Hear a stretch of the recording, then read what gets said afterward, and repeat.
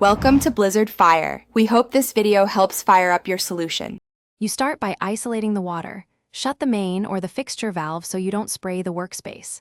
Once done, open the tap to relieve pressure and catch residual water in a bucket. This prevents spills and protects finishes. You need the right tools next: basin wrench for tight nuts, adjustable wrench, replacement cartridge or tap assembly, and rags to protect surfaces. This early action saves time and avoids damage. Make sure the workspace is well lit and clear so you can reach fittings easily. You now remove the old components. Reach under the sink and loosen mounting nuts with the basin wrench. Tight spaces demand angled movement and steady pressure to avoid rounding nuts.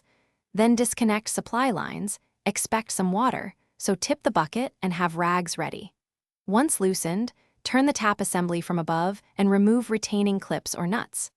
Extract the cartridge or spout slowly to avoid dropping debris into the sink cavity. This helps you inspect seats and seals so you know what to replace and why. You install the new cartridge or tap assembly by seating seals and aligning holes, then tighten the mounting nuts from below while supporting the tap above to avoid strain. Reconnect supply hoses hand tight plus a quarter turn. Over-tightening can damage fittings. Turn the water on slowly and observe for leaks.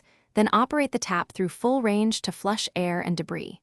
If you see leakage, stop, depressurize, and check seals and torque. Red-eye-tin or swap seals as needed. This troubleshooting step fixes most issues quickly. Thanks for watching. If you found this helpful, don't forget to like and subscribe.